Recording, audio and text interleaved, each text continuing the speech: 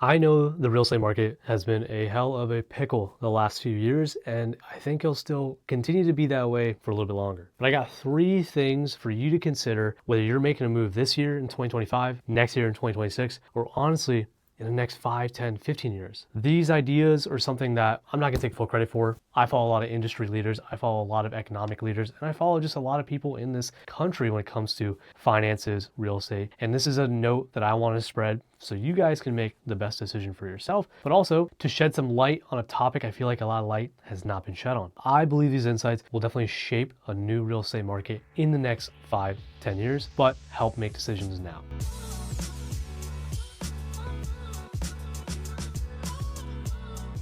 The three ideologies I'm going to talk about is going to be the generational wealth and its wealth transfer, waterfront demand in this area and alongside Florida, and what creative financing could look like later on. I'll divide these ideas into chapters in the YouTube video, so if you want to skip ahead to any chapter, go ahead or stick around and watch the whole thing. First one I'm going to go over is the boomer wealth transfer. It's coming, and it's coming a little faster than I think most of us may realize. What a lot of people don't know right now is over 40% of home buyers are baby boomers, and over 50% of home sellers around the US are baby boomers. And what's even crazier to wrap my head around, they have over $19 trillion worth of real estate. That's around, if not more than 40% of the US real estate value. So why do I want to bring this point up? First, why are they the ones buying? I believe most baby boomers are buying now for multiple reasons. They have the financial ability to do so, and many have the stability to do so.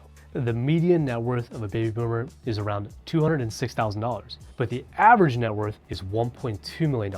So when you take markets like where I am in Brevard, where our average home price is between $350,000 and $450,000 for a first-time home, or an average new home, or an average new construction home, or just a home in general, $1.2 million net worth, while the home is only a third of that value, the ability is there. Let's dig a little deeper, because this is what I'm really thinking. Why would many of these baby boomers buy property at such a late age? Traditionally, if the American dream years ago meant work a job 40 to 50 years, invest all your money into the stock market and hope for 8 to 10% return in your money, own the property you live in, pass it on to your kids, and live that type of life, that's fine, I respect it. But we're at that point now. Many of those American dreams that have been laid out that way are at their end point and last quarter of their life. They've done the thing. They've worked the 30, 40, 50 years. They have the 401k worth over $1 million.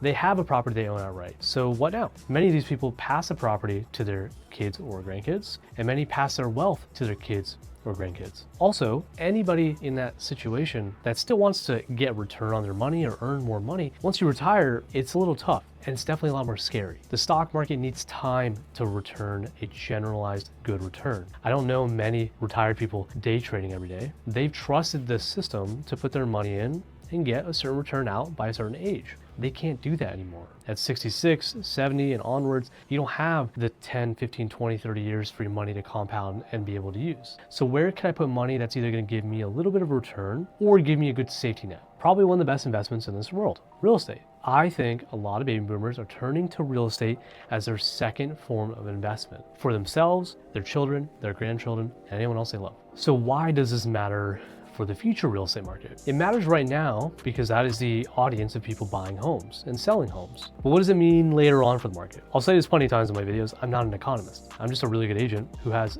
quite the mindset to think about our market and what could or couldn't happen. My prediction and my idea is this. If I was someone who bought a property at a late age, and I plan to pass that property to my kids and pass my wealth to my kids, I would do so, sure. But now, the real estate agent looking outside and in, I unfortunately have to also think about our generation now, our Gen Zs, our millennials, everything below. Think about their mindset on home ownership and think about their mindset overall on wealth. I feel like our dreams have gotten a little crushed the last few years because of interest rates and the rate of how expensive things have gotten, where inflation has sat, but also where income has sat. I think the American dream has been very misshaped now. So this is my prediction. I'm an older gentleman. I own a $500,000 home and maybe $500,000 in assets, and I'm passing this wealth and this home down to, let's say, my grandkids. They're in their 20s, maybe late teens. Okay, what now? I already see normal markets for many years already see this happen. I feel like we're gonna see this excel a lot more. A lot of kids and a lot of grandkids that are about to have properties passed to them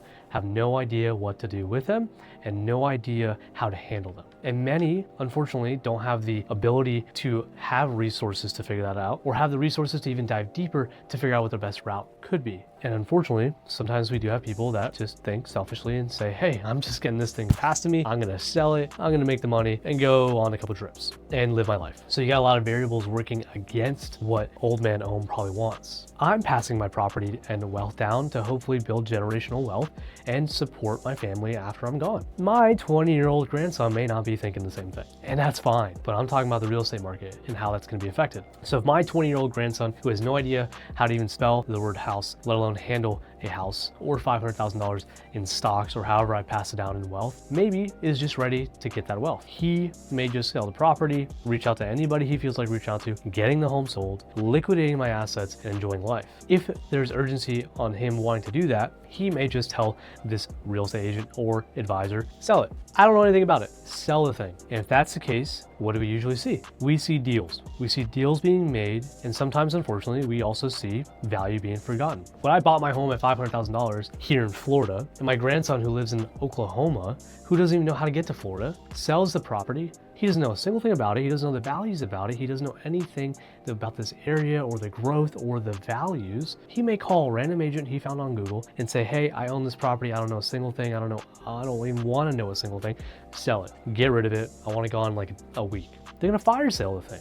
Maybe list it at 450, 400 and get done with it. What does that do for values over time? I don't think we're gonna see massive change in that value of homes in this area, but we will see the deals happening. Now let's scale that way up to how many boomers are out there, how much wealth do they have, and how many good and not so good children and grandchildren are out there. So that's my prediction on that concept. And something to really consider there is, how can I take advantage or opportunities through this situation? Can I strike a deal? Can I find a way to strike a deal? Can I get myself involved with procuring some of this business? Whether you're a buyer, a seller, or an agent, there's plenty of ways to take advantage of the situation or stay educated, stay involved. Insight number 2, waterfront demand is only going up in this area. Why does that matter? Well, I'm in Brevard County in the east coast of Florida, and we have a lot of waterfront going from South Florida all the way up to North Florida and the Panhandle, and along west coast of Florida too. As Miami has grown for many years, its values have exploded. To get a beachfront property, a condo that's beachfront, a waterfront in West Palm Beach, anything in that South Florida area is crazy amount of money. Millions, if not tens of millions of dollars for something alike. But in my area, as it may not be as lively as Miami, we still have a lot of great value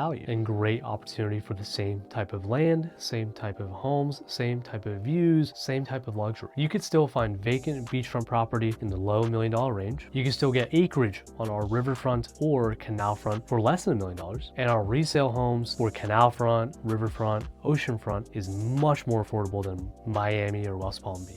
Why the demand's gonna go up is because all those people down south are slowly trickling their way up. And as they demand the same type of waterfront for not tens of millions, they will find themselves in areas like ours here in Brevard County. And as their pockets run deeper than maybe our locals here, they will pay top dollar, if not more, to procure the property they really want. And we're not making any more waterfront anytime soon. On top of that, many people that buy waterfront properties, they love them and they keep them for a very long time. So the turnover rate is definitely not the normal housing turnover rate. So what's the opportunities here? If you already own waterfront and want to continue owning the waterfront, just know that your value is never going to diminish. It's a great long-term investment and even short-term investment. But if you're somebody who believes in the same ideology I believe, and you got the funds or you're looking to park money somewhere, the waterfront properties in this area might be the place. Now, of course, not all waterfront is built the same. Merritt Island has very different riverfront than Melbourne. Beachside and beach frontage is different than just normal canal frontage.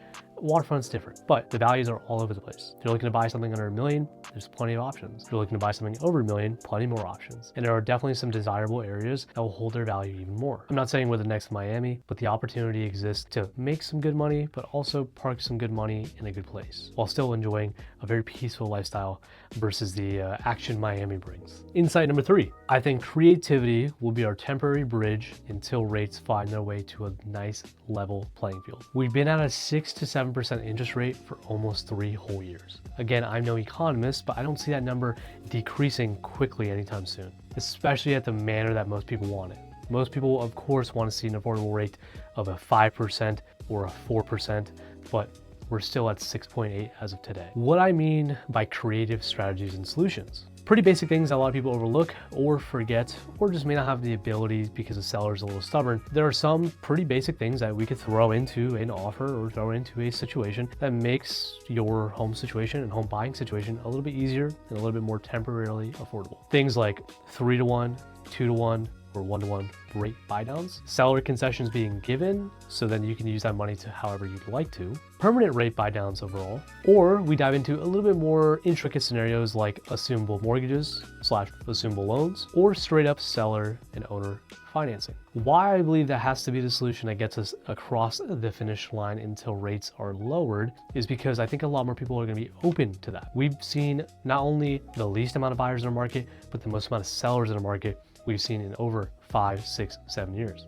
When there are sellers that need to sell, options will start coming out and some desperate measures may start being opted into. A seller who originally thought they didn't want to give concessions or pay any closing costs or buy down a rate or whatever the case is, they might need to consider that when their home's been sitting on the market for a month or two and they need to sell. As we have this market and as we keep this market, solutions have to be found to make real estate transactions happen.